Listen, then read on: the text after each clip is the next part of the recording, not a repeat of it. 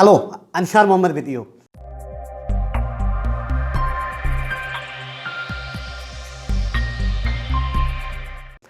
മനോഹരമായി എങ്ങനെ സംസാരിക്കാം, ഇതാണിപ്പോൾ ഇന്ന് സംസാരിക്കുന്ന വിഷയം. ഞാൻ വർഷങ്ങൾക്ക് മുമ്പ് ആദ്യമായിട്ട് ഒരു പ്രസംഗിക്കാൻ വേണ്ടി പോയ ഒരു രംഗം എനിക്ക് ഓർമ്മയുണ്ട്. അപ്പം അന്ന് സ്വാഗതം പറയാൻ വേണ്ടിയാണ്. ഞാനൊരു പേപ്പറിൽ സ്വാഗതം, അധ്യക്ഷൻ, ഉദ്ഘാടനം, മുഖ്യ പ്രഭാഷണം, നന്ദി എന്നൊക്കെ പറഞ്ഞ് എഴുതി തുടക്കത്തിൽ ഈ പരിപാടി എന്താണെന്നൊക്കെ പറയണമല്ലോ, അതൊക്കെ എഴുതി വെച്ച് റെഡിയാക്കി ഇങ്ങനെ വെച്ചു. അങ്ങനെ പ്രസംഗിക്കാൻ വേണ്ടി സ്വാഗതം പറയാൻ വേണ്ടി എന്നെ ക്ഷണിച്ചു. അപ്പം ഞാനിങ്ങനെ ഈ പ്രസംഗപീഠത്തിന് മുമ്പ് ഇങ്ങനെ ചെന്ന് ഇങ്ങനെ നിന്നു. എന്നിട്ട് മൈക്കൊരു കൊട്ട കൊട്ടി, ഹലോ കേൾക്കുന്നുണ്ടോ? കേൾക്കുന്നുണ്ട്, തുടങ്ങിക്കോ. അപ്പം ഞാനിങ്ങനെ നിന്നിട്ട് ഹലോ കേൾക്കുന്നുണ്ടോ? കേൾക്കുന്നുണ്ട്, തുടങ്ങ് നല്ലോണം കേൾക്കുന്നുണ്ട്. ആൾക്കാർക്ക് അറിയില്ലല്ലോ നമ്മളെ ബേജാറ് എന്താണെന്നുള്ളത്. നമുക്കാകെ പേടിച്ചിട്ടാണ് ഇത് കേൾക്കുന്നുണ്ടോ നമ്മൾ ചോദിക്കുന്നത്.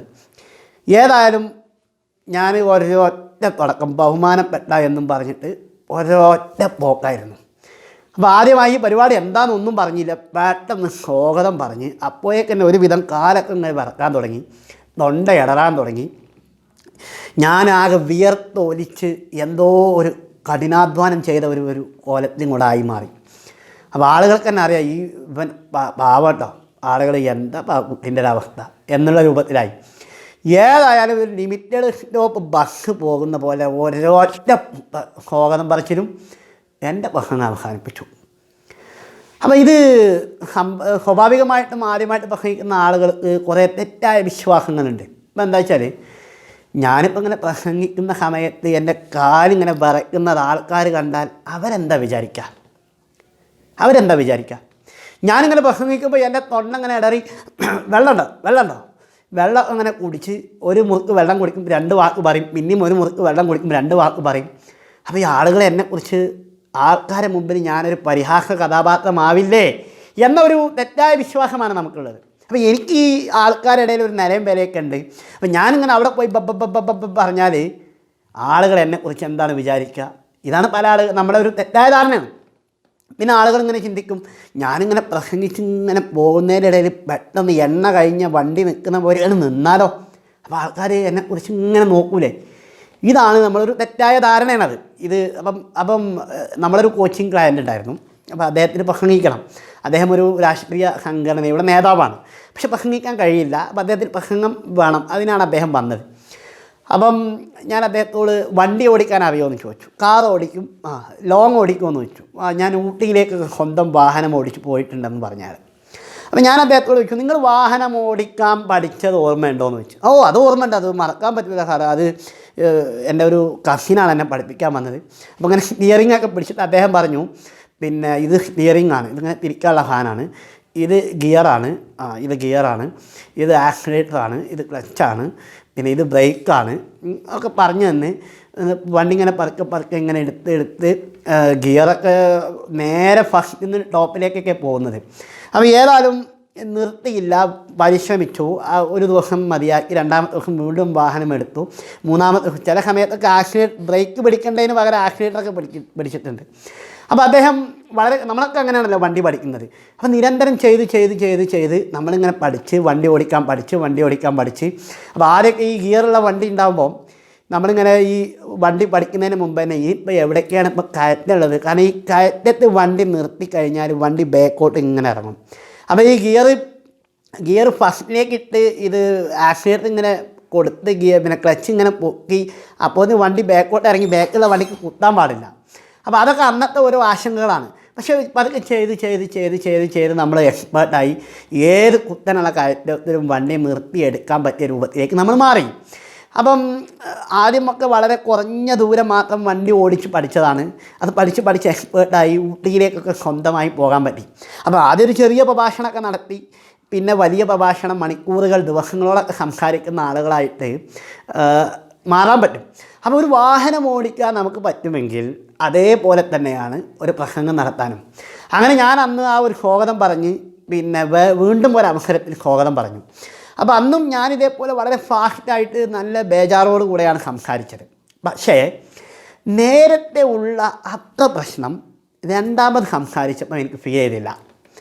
അപ്പം അന്ന് 2ാമത് സംസാരിച്ചപ്പോൾ കാല് വിറച്ചു, തൊണ്ടയിടറി, പല സമയത്തും സ്റ്റക്കായി. എന്നാലും ഒന്നാമത്തെ ദിവസം ചെയ്തതുപോലെയുള്ള പ്രയാസമൊന്നും രണ്ടാമത്തെ ദിവസം കണ്ടില്ല. അപ്പം കുറച്ച് സന്തോഷമായി. അപ്പോൾ എനിക്കൊരു പ്രശ്നം ഉണ്ടായിരുന്നു.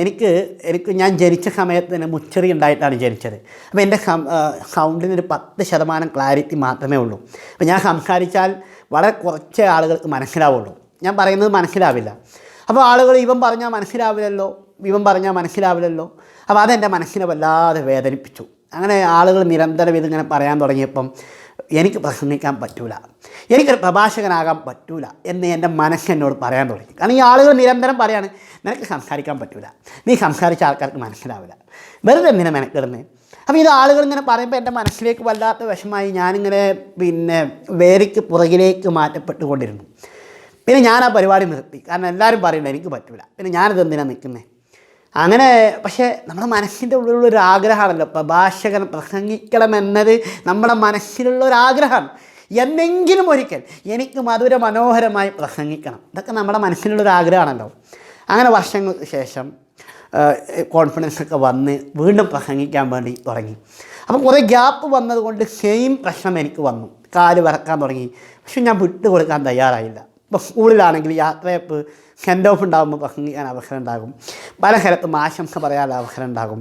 ഒരു ഗ്രൂപ്പായ ആളുകളുടെ ഇടയിൽ, നമ്മുടെ ഗ്രൂപ്പിൻ്റെ ഇടയിൽ ഒരു കാര്യം പറയാൻ വേണ്ടി എണീറ്റ് നിന്ന് സംസാരിക്കാൻ പറ്റും. അപ്പോൾ അങ്ങനെ പതുക്കെ സംസാരിച്ചിങ്ങനെ വന്നു. അപ്പോൾ നമ്മൾ സംസാരിക്കുമ്പം ചില ആളുകൾ ഇവന് നല്ലോണം സംസാരിക്കാൻ പറ്റുമല്ലോ.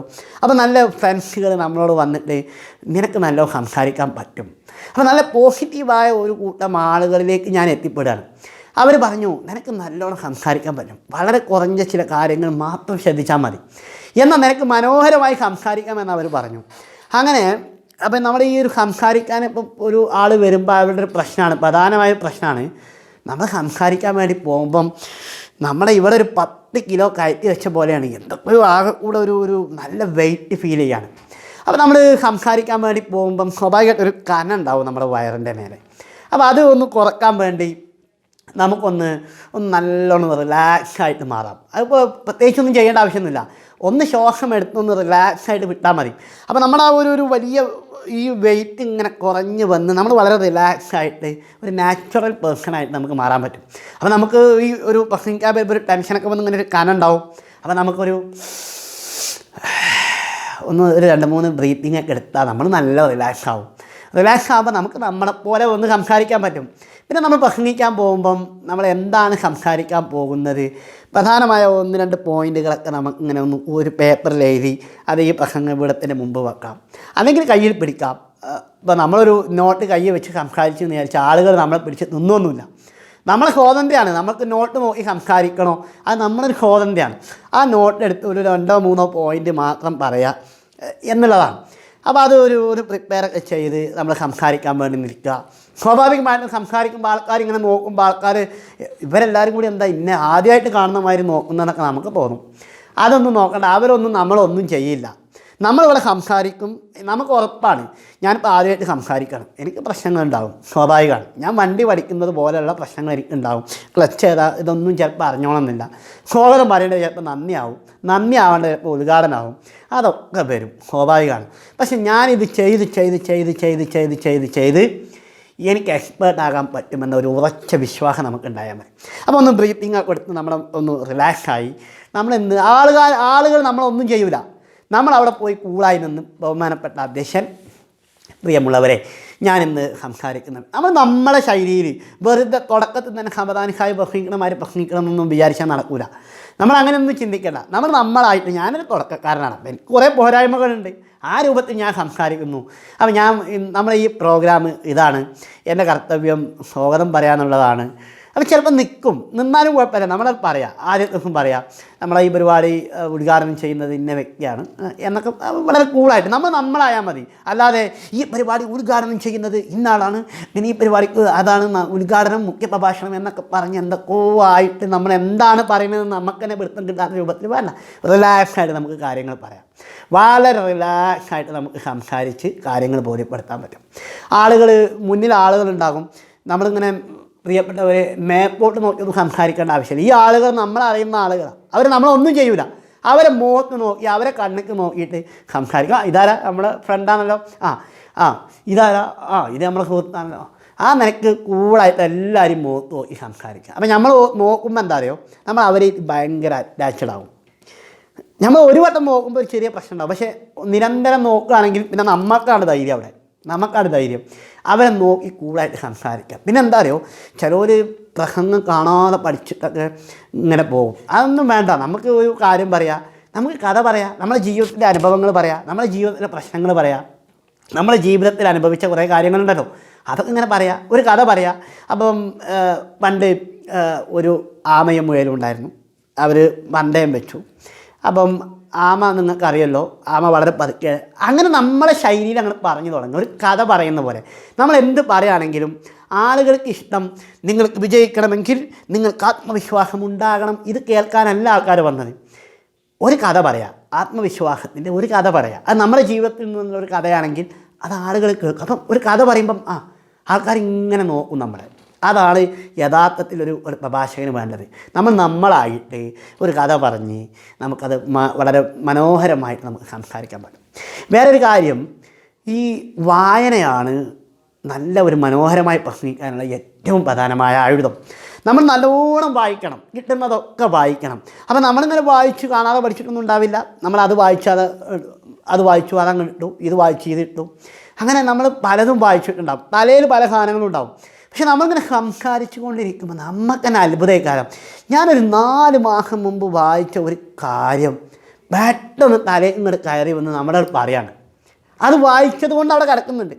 അപ്പം നിരന്തരം വായിക്കണം. ചിലവർ പറയും ഞാൻ കുറേ വായിച്ചു, പക്ഷേ അതുകൊണ്ടൊന്നും ഒരു കാര്യമില്ല, ഒന്നും ഓർമ്മയില്ല. അങ്ങനെയില്ല. നമ്മൾ നിരന്തരം വായിച്ചു കൊണ്ടിരുന്നാൽ നമ്മൾ അറിയാതെ അതിങ്ങനെ പ്രസംഗിക്കുമ്പോൾ നമ്മളെ മുന്നിൽ ഇങ്ങനെ കയറി വന്നുകൊണ്ടേയിരിക്കും. അപ്പം നമ്മൾ ഈ വായനയാണ് യഥാർത്ഥത്തിൽ നമ്മളെ പ്രസംഗം മനോഹരമാക്കുന്നത്. നിങ്ങൾ നല്ല കുറേ മലയാള പദങ്ങൾ ഇങ്ങനെ കാണാതെ അടുക്കി വെച്ച് ഇങ്ങനെ കാണാതെ പഠിച്ച് വന്ന് ഇങ്ങനെ സംസാരിക്കണം. അതിമനോഹരമായ നയനസുന്ദരമായ കാലിക പ്രശസ്തമായ ഇതങ്ങനെ പറയുന്നതിൻ്റെ ഇടയിൽ കാണാതെ പഠിച്ച ഒരു സെൻറ്റൻസ് വിട്ടാൽ പ്രശ്നമായി. പിന്നെ പറഞ്ഞത് ഓർമ്മ ഉണ്ടാവില്ല, വരാനുള്ളത് ഓർമ്മ ഉണ്ടാവില്ല. അതേസമയം നമ്മൾ കുറേ വായിച്ചാൽ ആ പോയിൻ്റ് മാത്രം എഴുതി വെച്ചാൽ മതി. ബാക്കിയൊക്കെ വായന അപ്പം വരുന്നത് എന്താണോ അതെടുത്ത് അങ്ങോട്ട് സംസാരിക്കാം. ആരും നമ്മളൊന്നും ചെയ്യില്ല. നമ്മളായി പറയുന്നതാണ് ആളുകൾക്ക് ഇഷ്ടം. നമ്മൾ വേറൊരാളെ പോലെ അനുകരിച്ച് പറയുന്നതല്ല, നമ്മളായി പറയുന്നതാണ് ആളുകൾക്ക് ഇഷ്ടം. ആ രൂപത്തിൽ സംസാരിക്കാം. പിന്നെ നമ്മൾ നോട്ട്സൊക്കെ നോക്കി, നമ്മൾ ചിലവരിങ്ങനെ, ഞാനിപ്പോൾ ഇങ്ങനെ നോട്ട്സൊക്കെ നോക്കി സംസാരിക്കുമ്പോൾ ആൾക്കാരെന്നെക്കുറിച്ച് എന്താ ആൾക്കാരൊന്നും വിചാരിക്കില്ല. നമ്മൾ എഴുതി വന്നത് നമ്മൾ മറക്കാക്കാനാണ്. ഒന്നാമത്തെ പോയിൻ്റ് പറഞ്ഞു, അതിനൊരു കഥയൊക്കെ പറഞ്ഞ് ഇനി എനിക്ക് പറയാനുള്ളത് എന്ന് പറഞ്ഞിട്ടായിക്കൊന്ന് നോക്കിയിട്ട് രണ്ടാമത്തെ പോയിൻ്റ് എന്താണെന്ന് നോക്കിയിട്ട് പിന്നെ പറയല്ലോ. ആരും നമ്മളൊന്നും ചെയ്യില്ല. രണ്ടാമത്തെ പോയിൻ്റ് പറഞ്ഞ് മൂന്നാമത്തെ പോയിൻറ്റും പറഞ്ഞു, അവസാനം ഞാൻ ഇതുവരെ പറഞ്ഞത്. ചില ആളുകൾ ചില വിമാനം ക്രാഷ് ലാൻഡിങ് ചെയ്യുന്ന മാതിരി ഇങ്ങനെ സംസാരിച്ചുകൊണ്ട് ഇങ്ങനെ നിൽക്കേക്കാരം.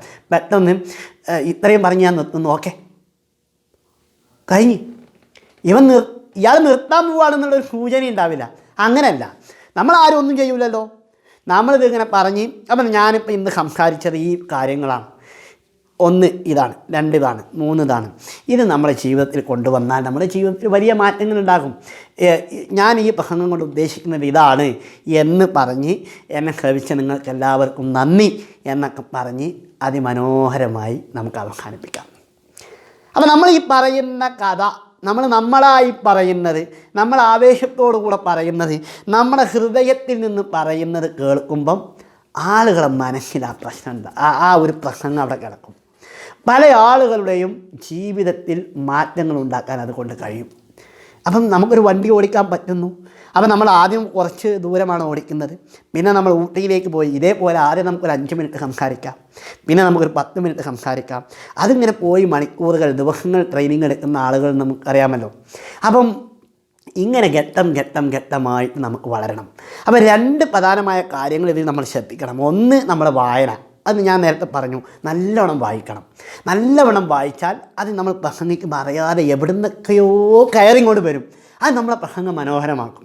രണ്ടാമത്തെ ഒരു പ്രധാനമായ കാര്യം, നമ്മൾ പ്രാക്ടീസ് ചെയ്യണം. തുടക്കക്കാരാകുമ്പോൾ നമ്മൾ നല്ലവണ്ണം പ്രാക്ടീസ് ചെയ്യണം. അപ്പോൾ നമ്മൾ വെറുതെ ഇരിക്കുമ്പോൾ നമുക്കിങ്ങനെ ഒരു വലിയ സ്റ്റേജിൽ പ്രസംഗിക്കുന്നത് പോലെ സ്വപ്നം കാണാം. നിങ്ങളൊരു വലിയ സ്റ്റേജിൻ്റെ മുമ്പിൽ ഇങ്ങനെ പ്രസംഗം നിൽക്കുന്നു, നിങ്ങൾ അതിമനോഹരമായി സംസാരിക്കുന്നു. അത് നിങ്ങൾക്ക് നമ്മുടെ സ്വപ്നത്തിലേക്ക് ഇങ്ങനെ കൊണ്ടുവന്ന് വിഷ്വലൈസ് ചെയ്താൽ അത് നമുക്ക് ഒരു വലിയ മോട്ടിവേഷനാണ്. ഈ പ്രസംഗത്തിൽ തുടരാനുള്ളൊരു മോട്ടിവേഷനാണ്. അപ്പോൾ നാളെ നമ്മൾ ഒരു പ്രോഗ്രാം ഉണ്ടെങ്കിൽ ഇന്ന് തന്നെ ആ പ്രോഗ്രാമിൽ നമ്മൾ നിൽക്കുന്നതായും നമ്മൾ പ്രസംഗം തുടങ്ങുന്നതായും നമ്മൾ നല്ലവണ്ണം പ്രസംഗിക്കുന്നതായും ആളുകൾ നമ്മളിലേക്ക് ഇങ്ങനെ ആകർഷിക്കുന്നതായും നമ്മൾ പറയുന്ന കാര്യങ്ങൾ ഒരു സ്പോഞ്ച് വെള്ളത്തെ ആഗിരണം ചെയ്യും പോലെ അവരിങ്ങനെ ആഗിരണം ചെയ്യുന്നതും ഒക്കെ മനസ്സിലാക്കാൻ നമുക്ക് സാധിക്കും. അത് നമുക്കൊരു വിഷ്വലൈസ് ചെയ്താൽ പറ്റിയാൽ അതൊരു വലിയ കാര്യമാണ്. അത് നമ്മൾ റിയാലിറ്റിയിലേക്ക് കൊണ്ടുവരും. വിഷ്വലൈസേഷൻ നല്ല പവർഫുള്ളായൊരു ടൂളാണ്. നമുക്ക് പിന്നീടൊരു വീഡിയോയിൽ സംസാരിക്കാം. അപ്പോൾ ഈ പ്രാക്ടീസ് ചെയ്യണം. വെറുതെ വീട്ടിലിരുന്ന് ഒരു കണ്ണാടിക്ക് മുമ്പിലൊക്കെ നോക്കി സംസാരിക്കാം. ഇതൊന്നും ഒരു മോശമായ കാര്യമല്ല. ഇന്ന് സംസാരിക്കുന്ന മുഴുവൻ പ്രഭാഷകരും ഒരു കാലഘട്ടത്തിൽ ഏറ്റവും ലോ പെർഫോമൻസ് ചെയ്ത ആളുകളാണ്. അവർ ഇതേപോലെ വിറച്ച് തൊണ്ടയിടറി പ്രസംഗം ഇടയ്ക്ക് വെച്ച് നിർത്തി വിയർത്തൊലിച്ച് പ്രസംഗിച്ച് നടന്നവരാണ്. അവരാണ് ഇന്ന് മണിക്കൂറുകൾ അതിമനോഹരമായി ആ കാണികളെ ഓഡിയൻസിന് ആവേശം കൊള്ളിച്ചുകൊണ്ട് സംസാരിക്കുന്നത്. ഒരു കാലത്ത് അവർ ഒന്നിനും പറ്റാത്ത പ്രഭാഷകരായിരുന്നു. ഒരു കാലത്ത് അവരുടെ പ്രസംഗത്തിന് ഒരു ഇമ്പവും ഉണ്ടായിരുന്നില്ല. കേൾക്കുന്ന ആളുകൾക്ക് പലപ്പോഴും അരോചകമായിട്ടുണ്ട്. പക്ഷെ അവർ അത് നിരന്തരം പ്രാക്ടീസ് ചെയ്ത് കിട്ടാവുന്ന അവസരങ്ങളിലൊക്കെ പ്രസംഗിച്ച് പ്രിപ്പയർ ചെയ്ത് വിഷ്വലൈസ് ചെയ്ത് കഥകൾ പറഞ്ഞ് അവരുടേതായ ശൈലിയിൽ പറഞ്ഞ് ആളുകളോട് വളരെ രമ്യമായി സംസാരിക്കുന്ന രൂപത്തിൽ നിഷ്കളങ്കമായി മനസ്സിൻ്റെ ഉള്ളിൽ നിന്ന് സംസാരിച്ച് അവരിന്ന് വലിയ പ്രഭാഷകരായി ഒരുപാട് ആളുകളുടെ ജീവിതത്തിൽ വലിയ മാറ്റങ്ങൾ ഉണ്ടാക്കാൻ പറ്റി. അതുകൊണ്ട് എനിക്ക് പ്രസംഗിക്കാൻ പറ്റി. അപ്പം ഞാൻ ആ ഒരു രൂപത്തിൽ നിന്ന് വന്ന് എനിക്കിന്ന് ഒരുപാട് വേദികളിൽ സംസാരിക്കാൻ അവസരം കിട്ടി. അപ്പം ദൈവം തന്ന ഒരു വലിയ അനുഗ്രഹമാണത്. അപ്പം അത് ഇങ്ങനെ കഠിനാധ്വാനം ചെയ്തത് കൊണ്ടുണ്ടായ ഒരു കാര്യമാണ്. എല്ലാ പ്രഭാഷകരും കഠിനാധ്വാനം ചെയ്ത് തന്നെയാണ് ഇവിടെ എത്തിയത്. അതുകൊണ്ട് മനോഹരമായി നിങ്ങൾക്ക് സംസാരിക്കാം. എനിക്ക് സംസാരിക്കാൻ പറ്റുമെങ്കിൽ എന്നെക്കാൾ ഇരട്ടി വേഗത്തിൽ നിങ്ങൾക്ക് സംസാരിക്കാൻ പറ്റും. കാരണം നിങ്ങൾക്ക് നല്ല സൗണ്ടുണ്ട്, നിങ്ങൾക്ക് സൗണ്ടിന് പ്രശ്നങ്ങളൊന്നുമില്ല, നല്ല ഭംഗിയുള്ള ഷേപ്പ് നിങ്ങൾക്കുണ്ട്, ആളുകളോട് സംസാരിക്കാൻ പറ്റിയ നല്ല മനോഹരമായ ഒരു സ്വഭാവ മഹിമ നമുക്കുണ്ട്. അപ്പോൾ നമുക്കെല്ലാവർക്കും ഇതേപോലെ മനോഹരമായി സംസാരിക്കാൻ സാധിക്കും. നിങ്ങളുടെ മനസ്സിലുള്ളൊരു സ്വപ്നമാണ് നല്ലവണ്ണം സംസാരിക്കണം എന്നുള്ളത്. അത് വിട്ടുകൊടുക്കരുത്. ആദ്യത്തെ പ്രാവശ്യം നിങ്ങൾക്ക് പ്രശ്നങ്ങളുണ്ടാകും. അതൊരു 100 ആണെങ്കിൽ രണ്ടാമത്തെ പ്രാവശ്യം 99 ഉണ്ടാവുള്ള പ്രശ്നം. മൂന്നാമത്തെ പ്രാവശ്യം 98 അല്ല, അത് 90 ആകും, 80 ആകും, 70 ആകും, 60 ആകും. ഇങ്ങനെ നിരന്തരം സംസാരിച്ചു കൊണ്ടിരുന്ന പിന്നെ നിങ്ങൾക്ക് ഒരു പ്രശ്നം ഉണ്ടാവില്ല. ഏത് വേദിക്ക് മുമ്പിലും തൻ്റെ ഇടത്തോടു കൂടെ ധൈര്യത്തോടു കൂടെ സംസാരിക്കാൻ നിങ്ങൾക്ക് പറ്റും. അതിനൊക്കെ നിങ്ങൾക്ക് കഴിയട്ടെ. ആരുടെ മനസ്സിലൊക്കെ ഒരു പ്രഭാഷണം നടത്തണം, മനോഹരമായി സംസാരിക്കണമെന്ന സ്വപ്നമുണ്ടോ അവർ സ്വപ്നം മുഴുവനും പൂവണിയട്ടെ എന്നാശിച്ചുകൊണ്ട് വീണ്ടും കാണാം. നിങ്ങൾക്ക് ഇഷ്ടപ്പെട്ടെങ്കിൽ സബ്സ്ക്രൈബ് ചെയ്യുക, ഷെയർ ചെയ്യുക. വീണ്ടും കാണാം. Thank you very much.